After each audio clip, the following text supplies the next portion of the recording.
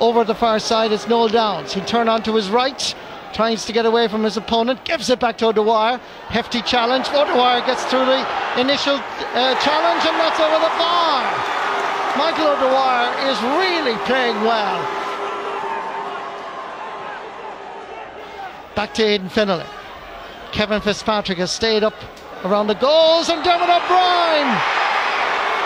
The free has been given. The goal is disallowed for a square ball infringement. Paul Cahalane cuts inside. Nice little shimmy. That's once, that's twice. Back out far as Conor Boyle. Under pressure. Raises the white flag.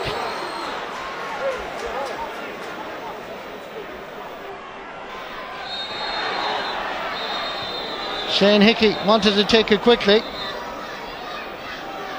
Referee is showing a yellow card, and a second yellow card to Brian McCormack, the team captain. It's a frustrating day for Portlaoise. Nothing, right from the beginning, has gone right for them. This is Owen Bland. O'Dwyer puts the pressure on. Mark McCarthy. O'Dwyer is available inside. He gives it to Noel Downs. This could be the wrapping up. Goal, Kilmurray-Ibrickane. Wonderful score. Surely Kilmurray are heading to Croke Park for the first time in their history. It looks like the dream in West Clare has actually become a reality. Brian Smith. Keir Healy floating it in, and that's a very good score by the centre half back. The Portlaoise need a lot more. Crossfield ball aimed at Michael O'Dwyer. Great ball from Dalo. Odrin O'Dwyer is calling for it. It's Odrin making an angle, having the shot. It would be a great finish. It is a wonderful finish to an All-Ireland semi-final performance that will be remembered in Kilmurray-Ibrickane, remembered in Clare, forever, evermore. It was here in 1992 that Clare beat Kerry to win the Munster Championship. 18 years later, Kilmurray-Ibrickane become the very first team from the county of Clare to head to Croke Park on St Patrick's Day to play in the All-Ireland Club football final.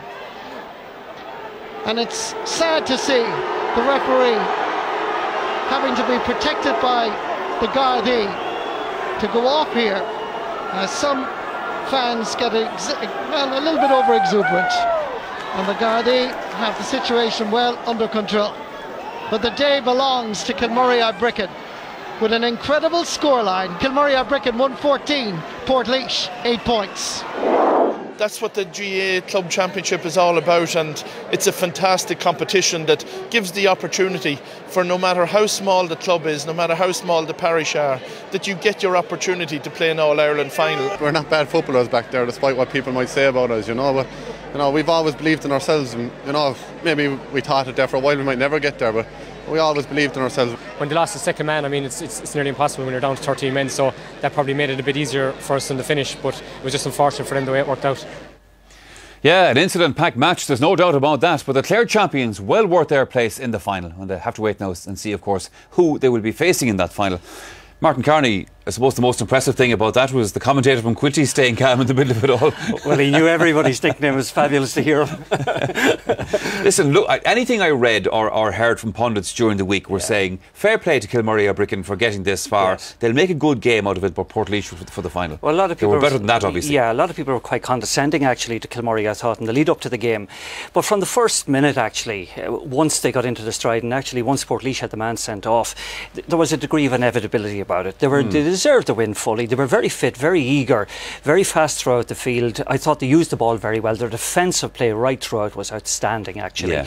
And in the 39-year history of the club championship, this is the first time a Clare team has reached the final, which is a historic day for them. One thing that we've seen from them through the campaign in Leinster, I was watching the Conall Gales match the last day out, and that they're a very well organised side. What they do well. They do very, very well. At the back, they're very, very well organised. Like, they protect the possession very very well. They move it very, very carefully actually through the hand. Today actually they scored much more than they normally do. And admittedly, going back to the beginning of it, maybe if you just look at this point by Noel Downs, he was in this move twice, but the type of play they go into is clearly exemplified in that. Like, look at Downs again, shooting that ball. He started that move over in the line, and that typified the way they play. But look at, again, the pressure being put on the Portlaoise defence coming out. Again, Mark McCarthy gets this ball. Just watch his vision and the precision of the pass, and the beautiful finish again from Noel Downs. That, again, was the way they went all day, and they fully deserved their win. As good as Kilmurray-Ibrickane were today, and they were good, let's look at this from a Portlaoise point of view. They had a man sent off early on. I think they'd find it difficult to have, when they look back on this, to have any complaints about this, but it seemed to have just thrown them out of kilter altogether. And then what happened at half time with the way that the referee was being harangued, let's say. What's your view of that? Yeah, they're a young team. They're a young team, Michael. And Brian Mulligan sending off in the first minute after 38 seconds was an absolute disaster for them.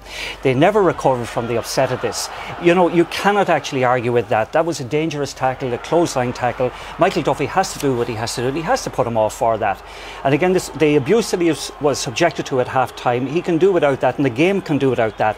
And I think actually going into half time, Portlaoise needed to be calm and composed.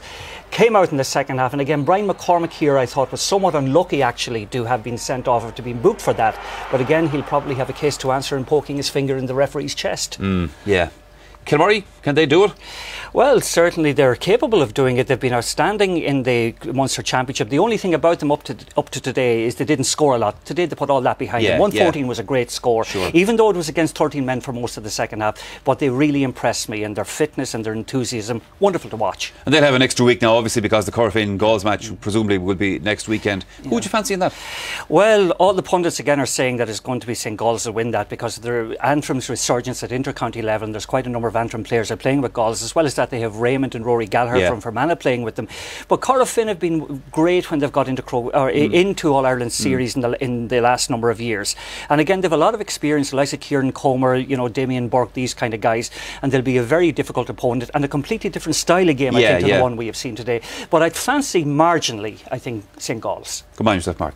All right. One other major event which took place in football this week was the announcement by the Kerry great Darragh O'Shea that he's retiring from inter-county football. From 16 years of top-class service, what Kerry fans couldn't ask for much more. Now here is Darragh reflecting on his career. This road is growing old. Gotta find a new place. Gotta find a new way. When we were growing up, the great Kerry team were on the go, so all of us were kind of loosely based around those fellas now. Whether we'd, I suppose, at a younger age, I suppose, played in the backs and I played around midfield. So I suppose Jack O'Shea would have been one of our heroes, one of my heroes. First time I came in contact with the Kerry jersey was in '93 for the Kerry Miners, and we were unfortunate. Cork, of course, our old neighbours, beat us in Tralee. The only thing about it, it was worth a lot to us, I suppose, wearing it, and the pressure it created for us playing in the jersey. You always want to go out on a winning note, but then again, when you win, then there's always the feeling, should I go on? You know what I mean, in case you'd miss something. But I'd say time comes in every player's career where you have to kind of draw the line and say that's it, because you can go on too long as well, and people will be very conscious of it, particularly in Kerry here, because you'll be told about it as well, And of course we wish Darragh a happy retirement. Well, Martin Carney, you saw this man up close and personal back in the mid-90s. Yeah, I managed May under-21 team that lost in All-Ireland to Kerry after a replay, and that's where Darragh actually won his first All-Ireland under-21 medal. But since then, he's gone on for since 95 until now, playing. And when you think about it, Michael, he played in the middle of the field all the time, which is such a difficult position to play in. But he was such a proud Kerry man. He set the tone for the rest of the Kerry team. And one of the things that always impressed me about him, he was a good sportsman, but he always realised when Kerry were in trouble, and he could raise his game to the levels that gave the influence and the example to other players to raise their game as well, and he'll be hugely missed. He will, there's no doubt about that. OK, let's take a full check now on all of the main results in Gaelic games. We're going to start with Division 1 of the Alliance National Hurling League. Now, Galway had to come from behind to see off the challenge of New Look Limerick at Kilmallock, while Cork there had a good win over Offaly. Now here are the results from Division 2. Antrim had a 1-point win over Carlow at Casement Park. Clare had a big win over Down, and Wexford getting the better of Westmeath. Of course, that Laois-Kildare match was postponed. In Division 3A, the Armagh-Mayo match also postponed. Kerry beat Derry, and Meath winners against London. And in Division 3B, 2 games played there, with the Fingal-Wicklow match postponed. Wins for Donegal and for Louth. And finally, in Division 4, just the 1 game played there, and Cavan in that getting the win against Leitrim. Well, there was also a match